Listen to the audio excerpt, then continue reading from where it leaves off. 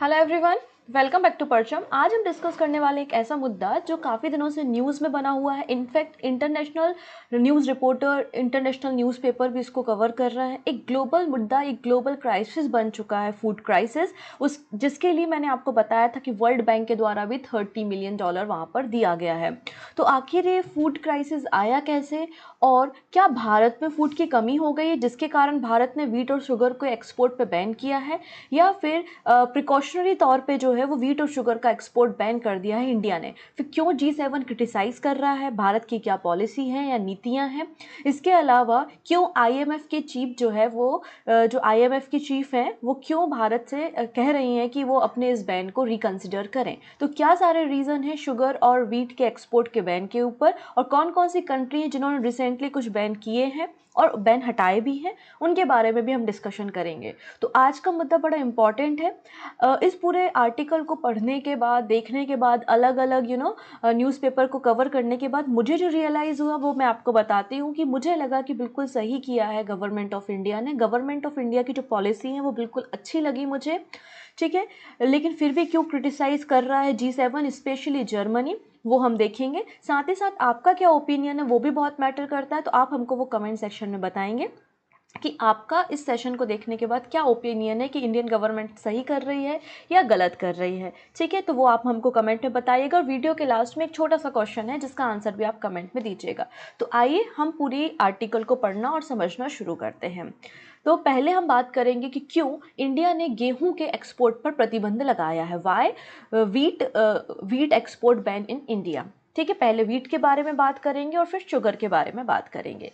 यहाँ पर देखिएगा कुछ रिसेंटली और बैन लगाए गए हैं, जैसे कि आपको बताया गया था कि इंडोनेशिया ने पाम ऑयल के एक्सपोर्ट पे बैन लगा दिया था। लेकिन हालांकि पाम ऑयल का जो एक्सपोर्ट है इंडोनेशिया के द्वारा, इंडोनेशिया ने पाम ऑयल के एक्सपोर्ट पे बैन लगाया था, वापस से इसने एक्सपोर्ट शुरू कर दिया है।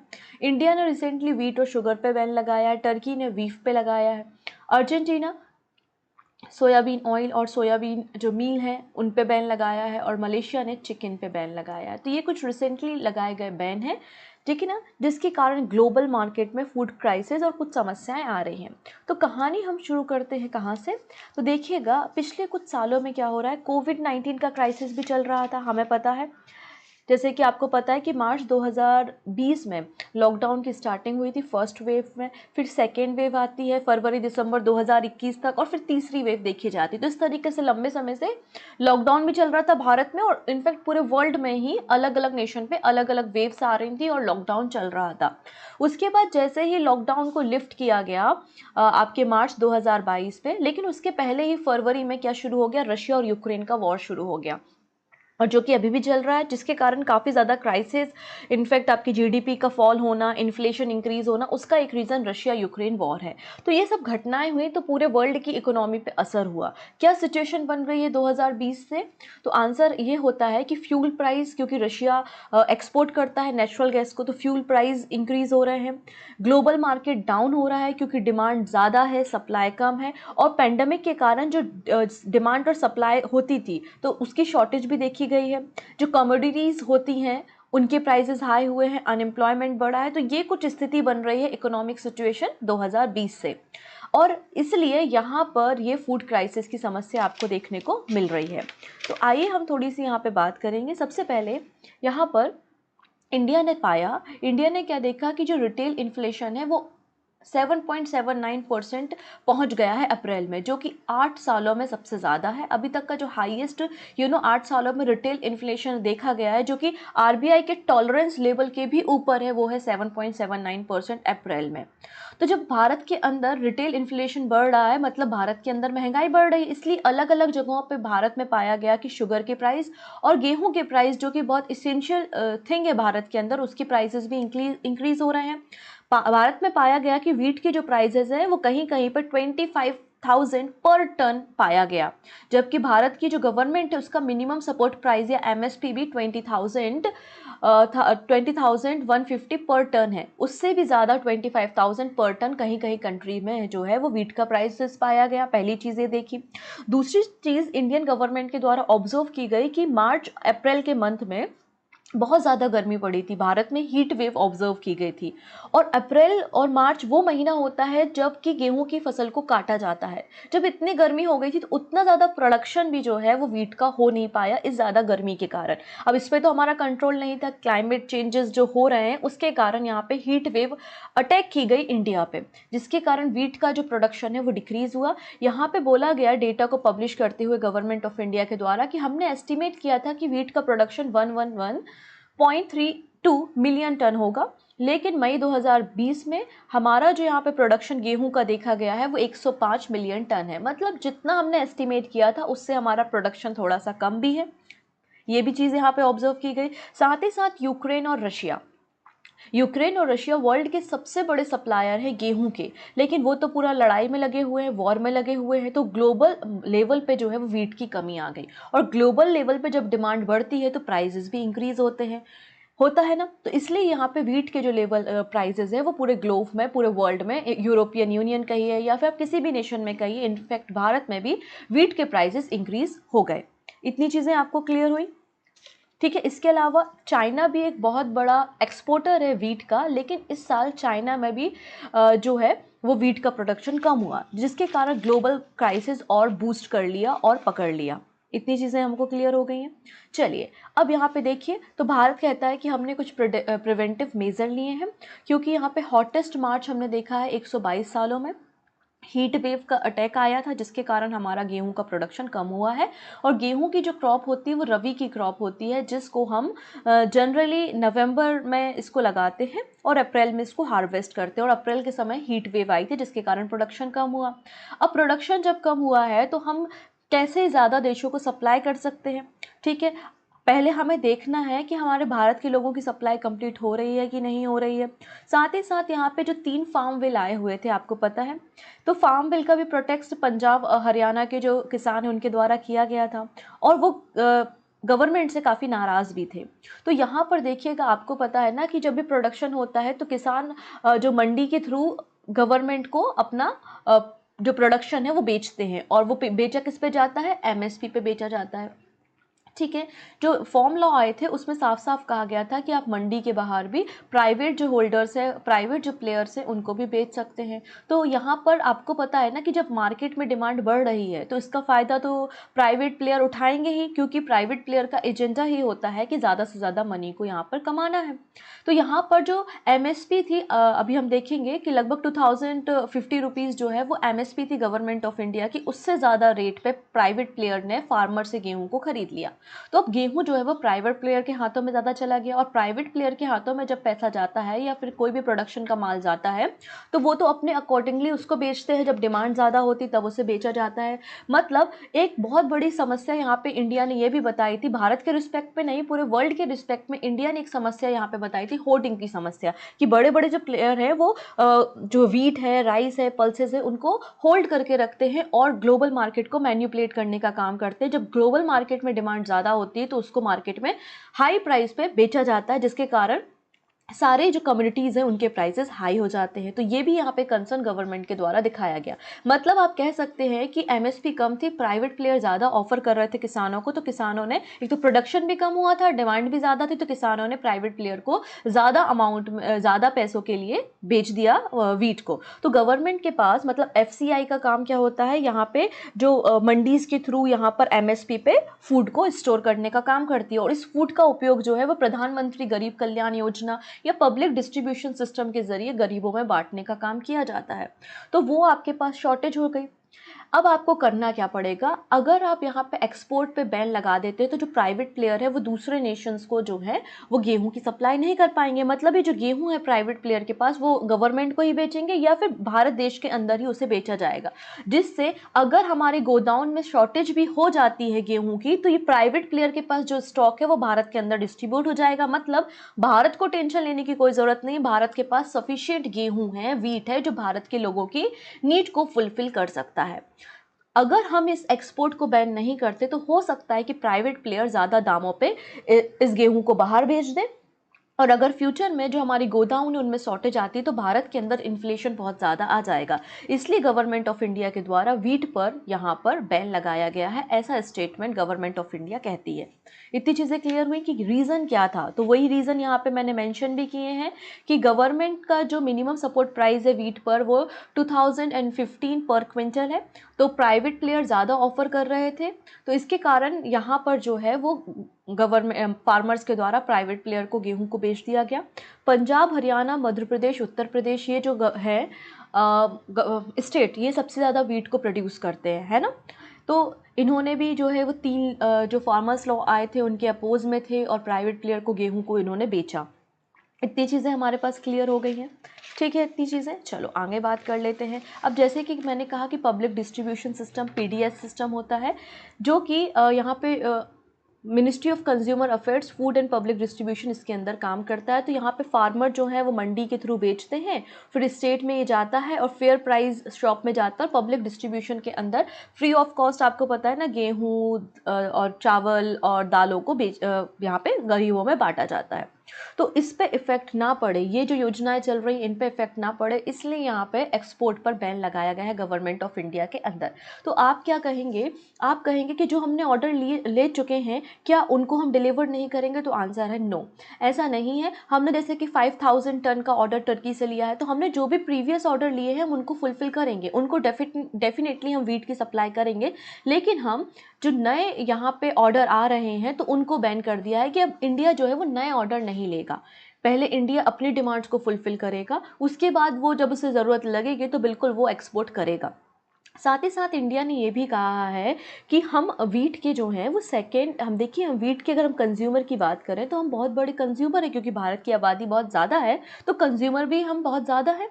तो वीट प्राइस जो है अभी तक हाई यहाँ पर इंडिया में देखा गया, तो हम नहीं चाहते कि भारत के लोग भी सफ़र करें, इसलिए हम एक्सपोर्ट पे बैन लगाते हैं। क्योंकि ग्लोबल मार्केट में देखिएगा, जब यूक्रेन रशिया का वॉर शुरू हुआ तो 435 यूरो से 453 यूरो पर टन यहाँ पे ग्लोबल मार्केट में जो वीट के प्राइसेस जंप किए गए थे। तो ऐसी कंडीशन भारत के अंदर ना बने, इसलिए एक्सपोर्ट पे बैन लगा दिया गया। अब G7 की जो मीटिंग चल रही है उसको होस्ट कौन कर रहा है, जर्मनी कर रहा है। तो जर्मनी यहाँ पे क्रिटिसाइज कर रहा है भारत को कि भारत नहीं देख रहा है कि बहुत सारे देशों में भुखमरी है और हंगर क्राइसिस से अफ्रीका यहाँ पे जूझ रहा है, तो क्या उस केस पे भी भारत जो है वो बैन लगा देगा, क्या भारत को ये बैन लगाना सही है। इस तरीके से एलिगेशन लगाए हैं जर्मनी के द्वारा भारत पर, ठीक है। तो यहाँ पे देखिएगा, we have provided food aid in the form of the 1000 of metric ton of wheat, rice and pulses। तो गवर्नमेंट ऑफ इंडिया क्या कहती है, ऐसा नहीं है, हमने पहले बहुत मदद की है। हमने यहाँ पे, आपको पता होगा ना कि अफ्रीका को 50,000 मेट्रिक टन हमने गेहूँ पहुँचाया, अफगानिस्तान को 50,000 मेट्रिक टन हमने गेहूँ पहुँचाया था। जो अफ्रीका का हंगर है उसको भी हमने कम करने के लिए गेहूँ की सप्लाई की थी। म्यांमार के जो क्राइसिस है उसको कम करने के लिए हमने 10,000 टन राइस और वीट सप्लाई किया था। इनफैक्ट जो श्रीलंका में क्राइसिस आए थे तो श्रीलंका को भी हमने फूड और मेडिसिन हेल्प प्रोवाइड की थी। तो इंडिया लगातार ग्लोबल लेवल पे दूसरे देशों की मदद करते आया है, चाहे वो अफगानिस्तान हो, अफ्रीका हो, म्यांमार हो या श्रीलंका हो। तो भारत पीछे नहीं हट रहा है मदद करने से। अगर कहीं पे बहुत ज़्यादा प्रॉब्लम है, कहीं पे हंगर बहुत ज़्यादा बढ़ चुका है, भुखमरी बहुत ज़्यादा बढ़ चुकी है, तो बिल्कुल गवर्नमेंट ऑफ इंडिया खड़ी है और वो उनको यहाँ पे सप्लाई करेगी। तो सिर्फ इतना यहाँ पे कहा है कि प्राइवेट प्लेयर जो है वो एक्सपोर्ट नहीं करेंगे, लेकिन अगर कोई दूसरी गवर्नमेंट इंडियन गवर्नमेंट के पास प्रपोजल भेजती है कि उनके देश में बहुत ज़्यादा शॉर्टेज हो चुकी है वीट की, तो हम बिल्कुल डेफिनेटली यहाँ पे सप्लाई करेंगे। तो यहाँ पे देखिए पीयूष गोयल के द्वारा यहाँ पे ट्वीट किया गया है और ये काफ़ी मतलब बहुत ज़्यादा ट्वीट को बढ़ाया जा रहा है कि यहाँ पे जो कंट्री की नीड है, जो भी नाइबरिंग कंट्री हैं, तो उनकी हम मदद करेंगे, ठीक है। तो यहाँ पे लिखा है food grain shouldn't be holded like vaccine. यहाँ पे हम नहीं चाहते हैं कि फूड ग्रेन को, वीट को भी होल्ड किया जाए, होल्डिंग की जाए, जैसे कि वैक्सीन को स्टोर करके रख लिया था। ऐसी बात external affair ministry of state for external affairs है वी मुरलीधरन के द्वारा कही गई है। Director general of foreign trade DGFT भी कहते हैं कि हमने नोटिस किया है कि वीट का एक्सपोर्ट जो है हम करेंगे, लेकिन उसके लिए गवर्नमेंट ऑफ इंडिया से आपको परमिशन लेनी पड़ेगी। तो ये सारी बात यहाँ पे की गई है। तो यहाँ पे पहली बार 13 मई को जब अनाउंसमेंट की गई थी भारत के द्वारा कि वीट के एक्सपोर्ट पर बैन करता, तो यूनाइटेड नेशन में एक मीटिंग को भी, हाई लेवल मीटिंग को भी कंडक्ट कराया गया था। तो आई थिंक वो आपको समझ में आया होगा कि क्या यहाँ पे भारत के अंदर फूड क्राइसिस है, तो आंसर है नो। भारत के अंदर सफिशिएंट यहाँ पर सप्लाई अवेलेबल है फूड की। तो भारत नहीं चाहता है कि जैसे कि डॉक्टर मनमोहन सिंह जी के समय 2004-5 की अगर हम बात करते, तो हमने बहुत ज़्यादा एक्सपोर्ट कर दिया था दूसरे देशों को, और जब हमने बहुत ज़्यादा एक्सपोर्ट कर दिया था बिना किसी हिसाब किताब के, तो भारत के अंदर फूड क्राइसिस बन गया था। तो ऐसी कंडीशन जो 2004-5 में बनी थी, वैसी कंडीशन दोबारा भारत में ना बने, इसलिए हमें ज़रूरत है कि हम अनशन कहीं भी एक्सपोर्ट ना करें, गवर्नमेंट ऑफ इंडिया की परमिशन से ही एक्सपोर्ट किया जाए, जिससे हमारे पास रिकॉर्ड रहे कि कितना एक्सपोर्ट हमने किया और कितना हमारे पास जो मार्केट, हमारे पास जो भी माल है वो अवेलेबल है, या गोदाउन में हमारे पास सप्लाई कितनी अवेलेबल है। तो उनको सबको ध्यान में रखते हुए ये डिसीजन गवर्नमेंट ऑफ इंडिया के द्वारा लिया गया है। ठीक है, अब यहाँ पे देखिए वर्ल्ड इकोनॉमिक फोरम की मीटिंग दावोस में चल रही थी, ये बात मैंने आपको पहले भी बताई थी, और उसमें शामिल हुई थी आईएमएफ की चीफ, जिनका नाम क्या है, क्रिस्टिलियाना जॉर्जियाबा। उन्होंने कहा है I beg India to reconsider wheat export ban. यहाँ पे लिटरली यही वर्ड्स यहाँ पे आईएमएफ चीफ के द्वारा कहे गए हैं कि हम भारत से यहाँ पे बैग करते हैं कि वो रिकंसिडर करे एक्सपोर्ट बैन पे। अब यहाँ पे वीट के एक्सपोर्ट बैन से आईएमएफ का क्या लेना देना है, तो आईएमएफ के बारे में अगर मैं बता दूं, जैसे किसी को लोन की ज़रूरत होती है तो हम बैंक के पास जाते हैं, राइट। अगर बैंक को लोन की ज़रूरत होती है तो आरबीआई के पास जाता है, और जब कहीं से लोन नहीं मिल रहा होता है किसी देश को, तो वो कहाँ जाता है, आईएमएफ के पास जाता है ना। लैंड ऑफ लास्ट रिजॉर्ट जो है वो आईएमएफ कहलाता है। अगर ग्लोबल क्राइसिस आएंगे, अगर दाम इतने ज़्यादा बढ़ेंगे, तो प्रेशर पड़ेगा आईएमएफ पे, अलग अलग नेशन आएंगे और आईएमएफ से क्या डिमांड करेंगे, ज़्यादा से ज़्यादा लोन की। तो ऐसी सिचुएशन ना आए, इसलिए आईएमएफ चीफ ने कहा है कि हम चाहते हैं कि इंडिया जो है वो रिकंसिडर करे वीट एक्सपोर्ट बैन पर। इतनी बातें क्लियर है, एक तो ये रीज़न हो गया। दूसरी बात है फर्टिलाइज़र। अब देखिएगा, नेचुरली इतनी ज़्यादा ईल्ड होती नहीं है, प्रोडक्शन या क्रॉप का प्रोडक्शन इतना ज़्यादा होता नहीं है। श्रीलंका में यही प्रॉब्लम थी ना, उन्होंने कहा कि हम पूरे कंट्री को ऑर्गेनिक बनाएंगे और केमिकल और फर्टिलाइज़र पे बैन लगा दिया। उसके बाद क्या हुआ, उसके बाद उनका प्रोडक्शन हुआ नहीं, जिसके कारण श्रीलंका में फूड क्राइसिस आया, जिसका मैंने सेपरेट वीडियो आपको बनाया है।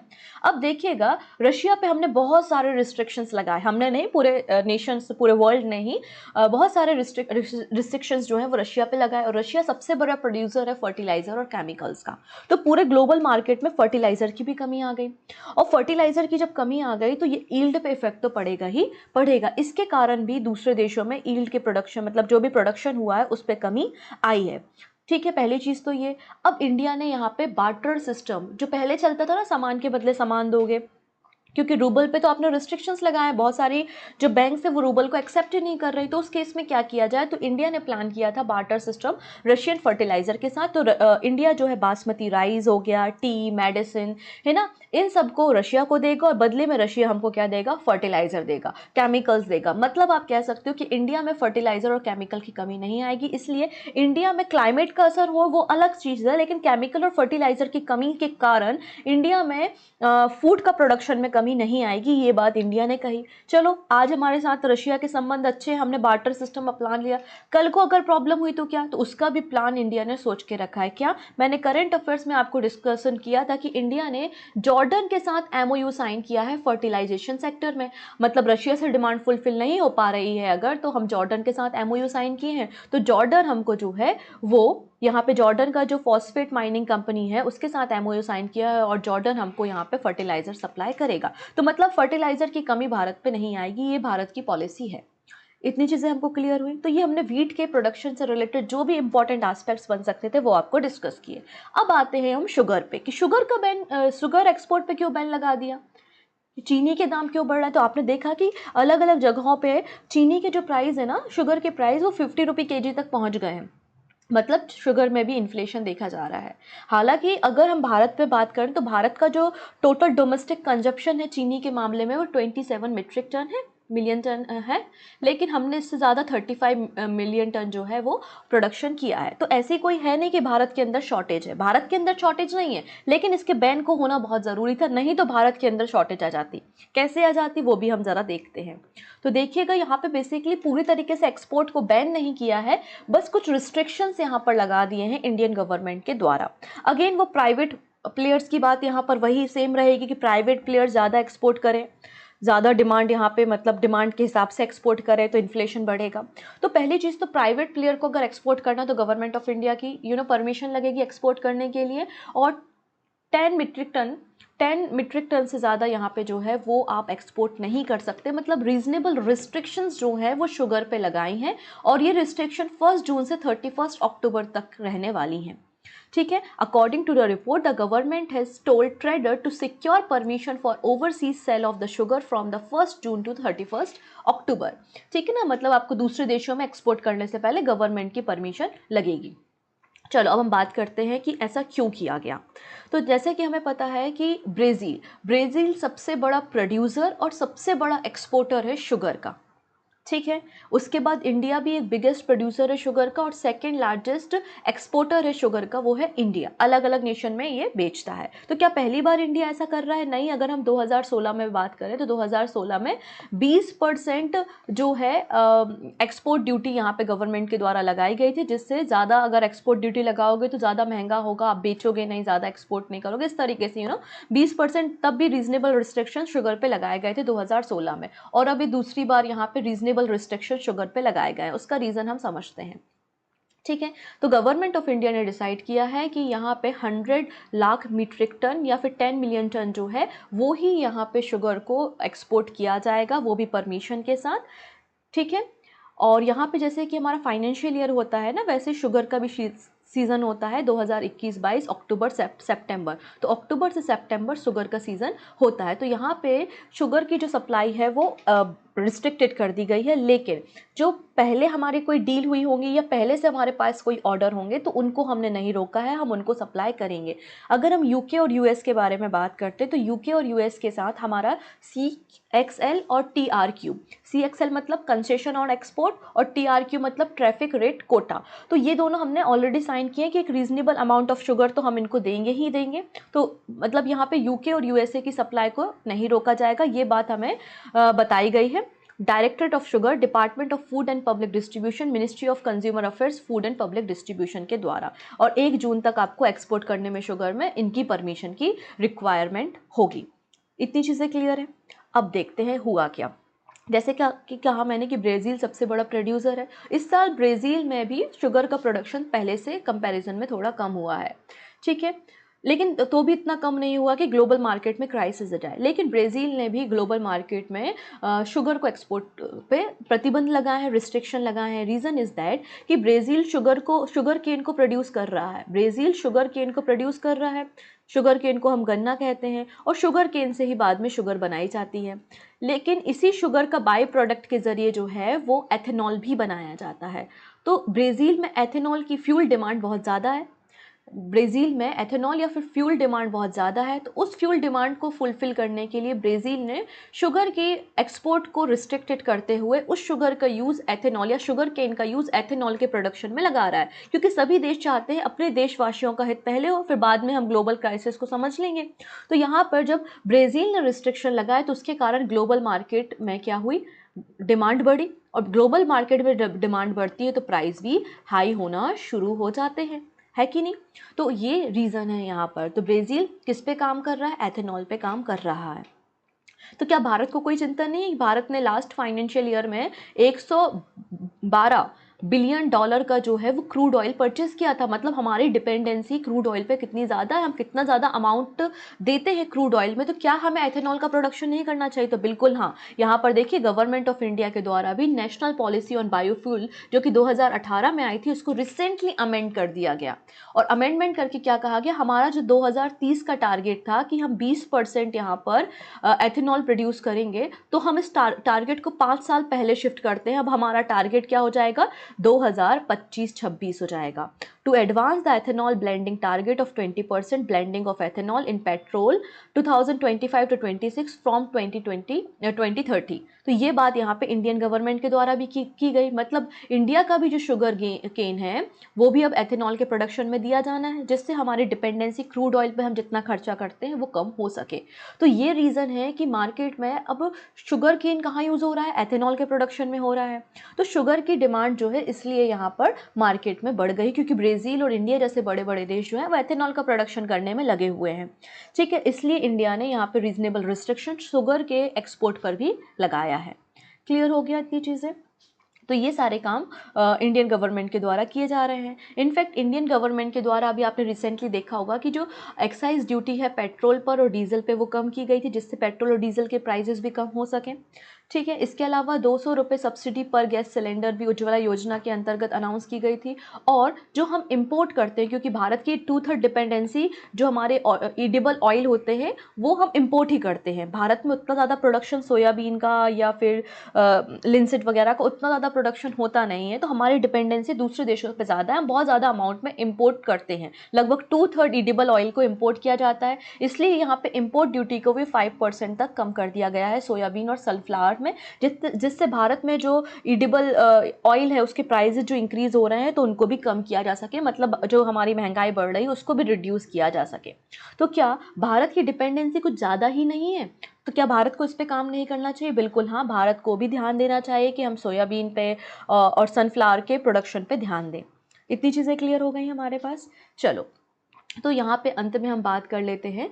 अब जब G7 जैसे बड़े बड़े देश क्रिटिसाइज़ कर रहे हैं, तो क्या उन्होंने इस इंडेक्स पे कभी ध्यान नहीं दिया? इंडेक्स क्या कहता है? ये फूड वेस्टेज इंडेक्स है, 2021 का इंडेक्स है। तो आप G7 कंट्री को देख सकते हैं, France, Canada, UK, Germany, Italy, Japan और यूएसए। ये इनका क्या है? फूड वेस्ट है पर पर्सन, मतलब 85 kg पर पर्सन फ्रांस पे वेस्ट होता है। जबकि इंडिया की अगर हम बात करें तो इंडिया में जो फूड वेस्टेज है वो 50 kg पर पर्सन है। ठीक है, तो ये हमें इस सेक्टर में भी ध्यान देने की ज़रूरत है। अगर इतनी ही समस्या है, फूड क्राइसिस है, और जैसे कि नाइजीरिया वगैरह जो हैं वो तो कितने ज़्यादा फूड क्राइसिस हमेशा अफ्रीकन नेशन में बना रहता है, लेकिन आप उनमें देखेंगे कि फूड वेस्टेज रेट कितना ज़्यादा है। तो इस सेक्टर में भी ध्यान देने की ज़रूरत है। हमेशा क्रिटिसाइज़ करने से कुछ नहीं होता, काम भी करना पड़ता है। तो एक छोटा सा क्वेश्चन है, how many months are required by the sugar cane to mature? क्योंकि हमें पता है कि शुगर केन एक ग्रास होती है। ठीक है, तो आपको बताना है किसी मैच्योर होने में कितना समय लगता है। जो भी आपका आंसर होगा वो आप हमें कमेंट सेक्शन में दीजिएगा। आई होप आपको पूरा मुद्दा समझ में आया होगा, क्यों वीट और शुगर का एक्सपोर्ट बैन किया गया है यहाँ पर। ठीक है, और क्या रीज़न है। अब आपका क्या ओपिनियन है, भारत ने सही किया या गलत किया, वो आप हमको कमेंट सेक्शन में दीजिएगा। Thank you so much.